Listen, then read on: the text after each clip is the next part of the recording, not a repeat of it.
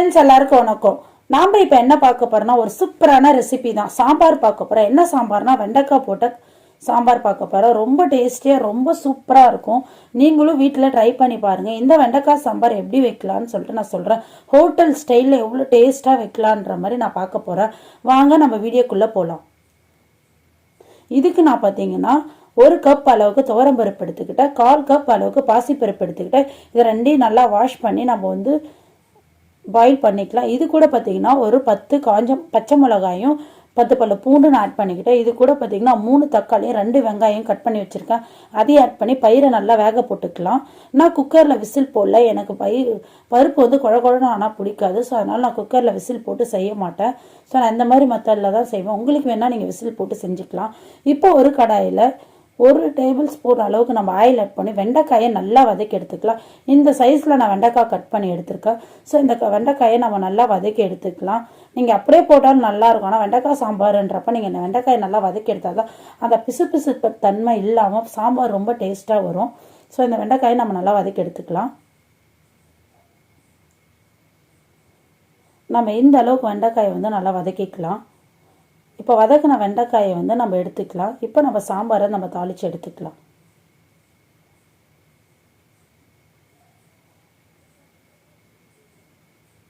நம்ம இதே வானலில் சாம்பாரை தாளித்து எடுத்துக்கலாம். இதுக்கு வந்து நான் 3 ஸ்பூன் அளவுக்கு எண்ணெய் விட்டு 1 ஸ்பூன் அளவு கடுகு ஆட் பண்ணிக்கிறேன்.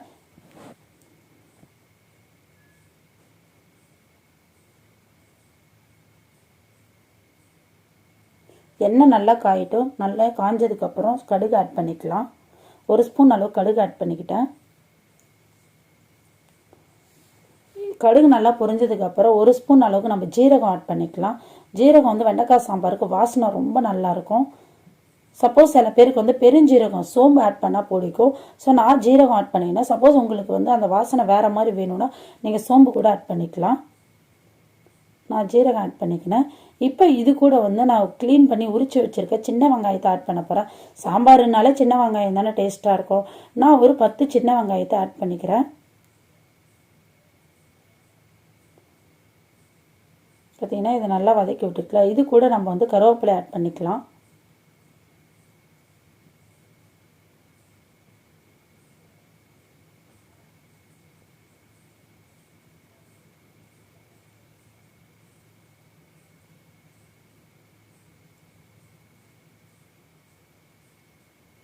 இது கூட கருவேப்பிலை ஆட் பண்ணிக்கலாம். இதையும் நம்ம வதக்கலாம். இது கூட நான் வந்து 2 தக்காளி கட் பண்ணி வச்சுருக்கேன். அதையும் ஆட் பண்ணி நல்லா வதக்கி எடுத்துக்கலாம்.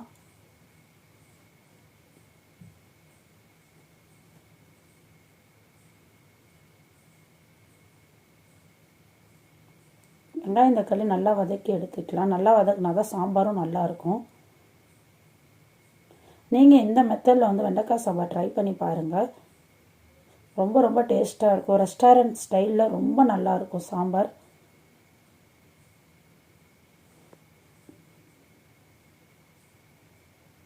இது கூட நம்ம பயிரை வந்து கடைஞ்சி வச்சுருக்கோம் இல்லையா, அந்த பருப்பையும் நம்ம சேர்த்துக்கலாம்.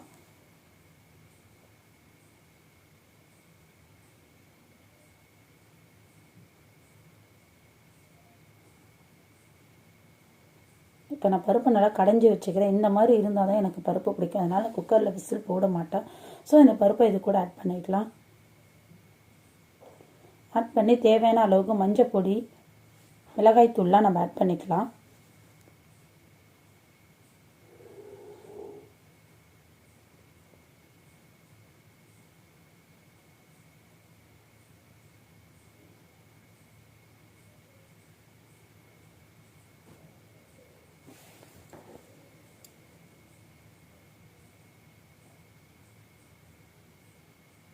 இது கூட பார்த்திங்கன்னா நான் 1.5 ஸ்பூன் அளவுக்கு மிளகாய் பொடி ஆட் பண்ணிக்கிறேன்.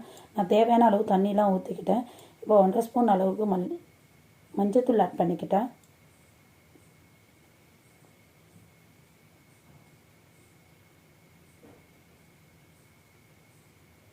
சாம்பார் பொடி நான் வச்சுருக்கேன். அந்த சாம்பார் பொடி வந்து 1 ஸ்பூன் நம்ம ஆட் பண்ண போகிறோம். இது கூடவே நம்ம வீட்டு மிளகாய் தூளையும் ஆட் பண்ணி நம்ம வந்து கொதிக்க வச்சுக்கலாம்.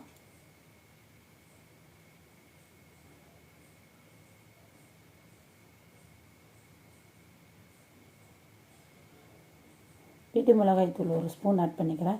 இது 3 சேர்த்து நல்லா கிளறி விட்டு நம்ம கொதிக்க வச்சுக்கலாம். இது கொதிச்சதுக்கப்புறம் நம்ம வந்து புளிக்கரைசலை சேர்க்க போகிறோம். நான் ஒரு சின்ன நெல்லிக்காய் சைஸ் அளவுக்கு புளி எடுத்துட்டேன். அதிகமாக புளி ஊற்றினா நல்லா புளிப்பாயிடும். இதுக்கு வந்து தேவையான அளவுக்கு நான் உப்பு ஆட் பண்ணிக்கிறேன். 1 ஸ்பூனுக்கு மேலே நான் உப்பு ஆட் பண்ணிக்கிறேன். 1.5 ஸ்பூன் அளவுக்கு எடுத்துக்கலாம் எக்ஸாக்டாக. இப்போ இதை நம்ம நல்லா கிளறி விட்டுக்கலாம். இப்போ இது வந்து ஒரு கொதி வந்தவொடனே இது கூட வந்து நம்ம புளிக்கரைசலை ஆட் பண்ணிக்கலாம்.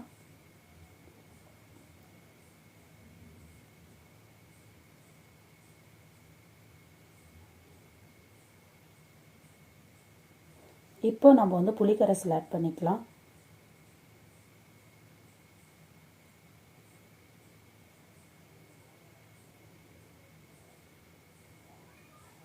இது ஓரளவுக்கு கொச்சதுக்கப்புறம் நம்ம வந்து வதக்கி வச்சுருக்க வெண்டைக்காய் ஆட் பண்ணிக்கலாம்.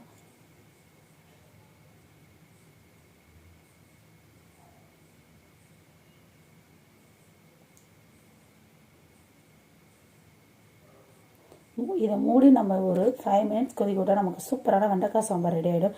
இது கூட கொஞ்சமாக பெருங்காய பொடி நம்ம ஆட் பண்ணிக்கலாம். பெருங்காயம் இல்லாமல் சாம்பார் இல்லை இல்லையா? ஸோ பெருங்காயத்தை நம்ம ஆட் பண்ணிக்கலாம்.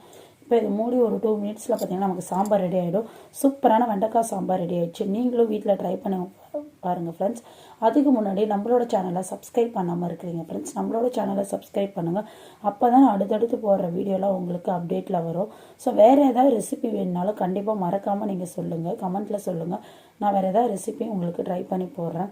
பார்த்திங்கன்னா நமக்கு சூப்பரான சுவையான டேஸ்டான வெண்டைக்காய் சாம்பார் ரெடி ஆயிடுச்சு. இது கூட நான் காலிஃப்ளவர் தொட்டுக்கு வச்சுருக்கேன். இது 2 சேர்த்து சாப்பிட போகிறேன். ரொம்ப டேஸ்ட்டாக இருக்கும், ரொம்ப நல்லாயிருக்கும். நீங்களும் ட்ரை பண்ணி பாருங்கள். Thank you friends. Bye bye. நம்ம இன்னொரு வீடியோவில் கண்டிப்பாக பார்க்கலாம். இன்னொரு நியூ வீடியோட நியூ டிஷ்ஷோட உங்களை வந்து பார்க்குறேன் friends. Bye bye friends. Thank you friends. Bye bye.